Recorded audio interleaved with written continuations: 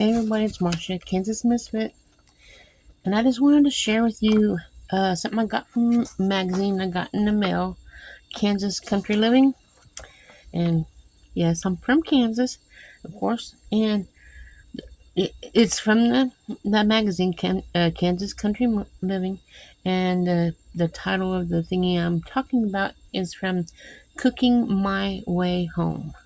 Cooking My Way Home. And it's things to help you through the winter when the sickness comes around, when you have a cold, or if you have diarrhea, a headache, or toothaches, and coughs and sore throats. And there's some things in here to learn about those.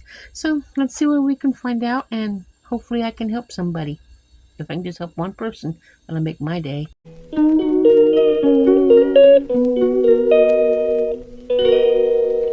Okay, you guys.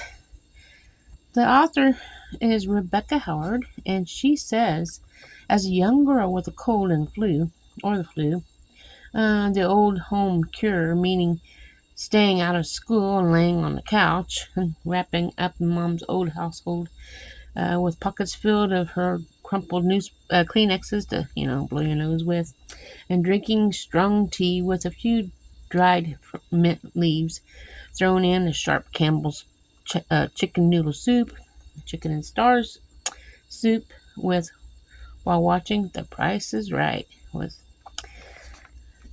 Bob Barker back in the day. We applied an assortment of simple home remedies for one using baking soda or even better, creek mud to swell stinging insect bites and stings, butter and grease with salt water to aid a sore throat. Vinegar would soothe too much time in the sun. I'm sure every family, especially those living out in the country area from doctors and drugstores, has had its own arsenal of common remedies for home healing. A friend of mine recalling consuming a slimming syrup drawn from sugar-laced onions as a treat for a common cold. Several years ago, I crumbled across the interesting book, Folklore from Kansas. Interesting book. Customers Believes in Superstitions by William E. Koch, K-O-C-H, Koch. University Press in Kansas, 1980. The transfer trove the old practice and beliefs. Collected from across the state with the aid of college students, primarily during the years of 1956 through 1963. Pretty long ago. It includes the sections of preventing no cure and illnesses and injuries. It provides a fascinating glimpse into a range of old-time home remedies, from practical and commonly known feed the cold, starve the fever. An apple a day keeps the doctor away. Now that's one I've heard. How about you?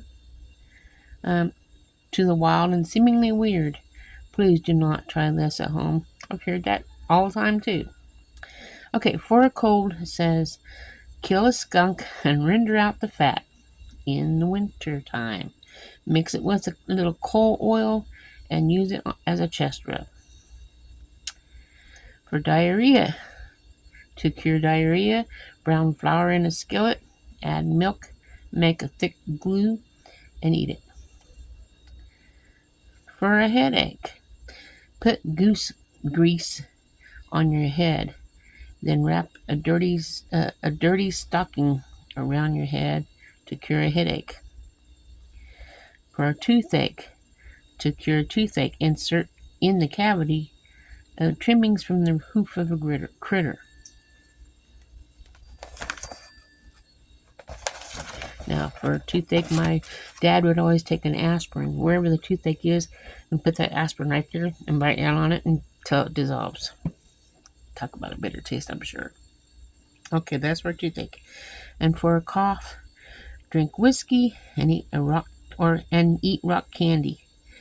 or make maple syrup by boiling it into a bushy part of the broom weed until it becomes thick. Now, my grandma would take an onion and cut it up and cook it and add sugar with it until it's all dissolved. And then we'd have a spoonful of sweet onion flavored stuff for throat soreness and coughs.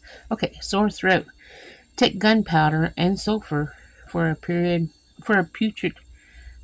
sore throat, and wear stripes of bacon around your neck. I wouldn't try hardly any of these, but I don't know if this is a joke or if it was real, but that's what's written in the book. Goose grease, skunk fat, and bacon necklace aside, the book contains dozens of crackling, inspiring tips. Chuckling, inspiring, so it's probably a bunch of jokes. Cock also shares many common sense remedies still used today. Eating citrus and drinking red hot tea for colds, using honey for a sore throat and coughs, making a medicine for the whole system, from chamomile flowers, taking garlic to improve blood pressure, and downing an egg in tomato juice for a hangover.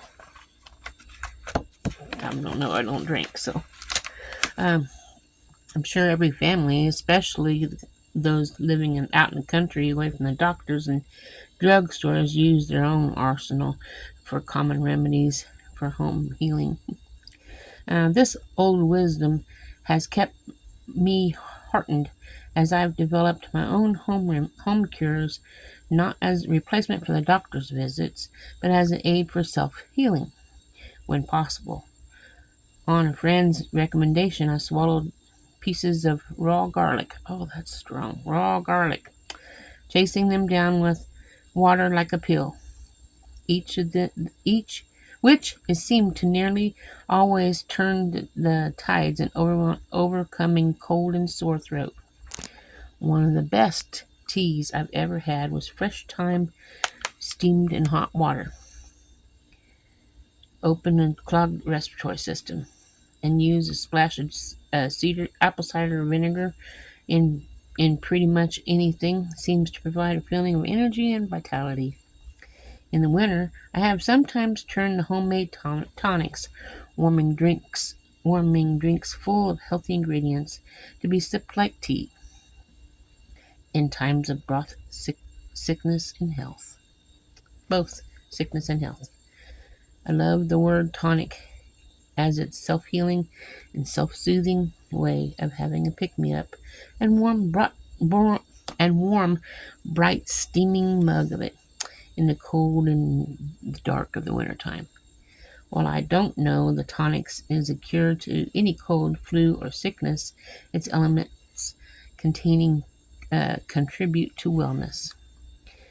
These tonics, brewed and steamed like tea, have contained such well-giving ingredients as turmeric, containing antioxidants and anti-inflammatory properties; honey, a powerhouse against infections in the immune respiratory system; ginger root, a relief of nausea and an aid in digestion; and fresh lemon loaded with vitamin C.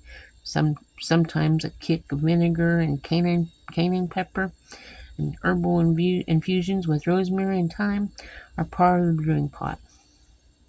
Sipping a hot, soothing beverage in the heart of the winter, beyond the healing components, offers the benefit of the liquid itself. We tend to not drink enough water in the winter. Once prepared, it should be sipped under a warm blanket, because the best home cure is really behind the home, being in home. So, a recipe that's in here that I'd like to share with you is called the warming winter tonic. And should you be under the weather or need a soothing cup of warmth, whipping up the winter tonic only takes a handful of ingredients and a few minutes to brew. 4 cups water, Peel the juice of 1 lemon. Peel and juice 1 lemon. 1-inch piece of fresh ginger peeled. 1-inch piece of fresh turmeric peeled. 2 tablespoons apple cider vinegar. 2 tablespoons honey, adjusted to taste. Raw honey is recommended. A small amount of fresh thyme and rosemary. And a pinch of cayenne pepper, optional. And then slice and smash the pieces of ginger and the turmeric with your blade of your knife and release any of the juices. In a large saucepan, combine all the ingredients. Heat on medium heat until it begins to boil. Reduce to low and allow to simmer for about 5 minutes. Allow to steep an additional few minutes and strain the liquids into your mug. Sip the beverage until it's warm.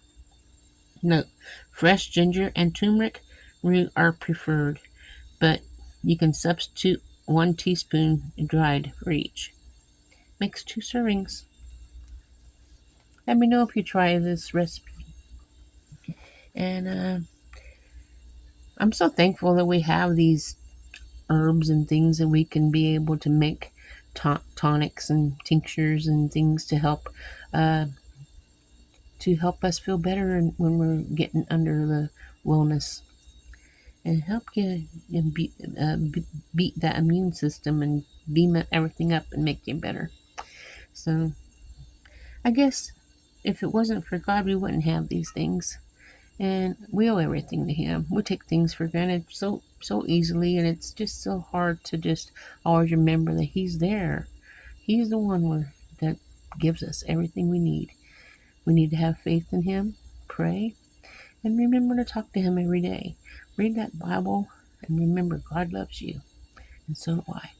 I'll see you guys on the next video. Have a wonderful day. Ta-ta.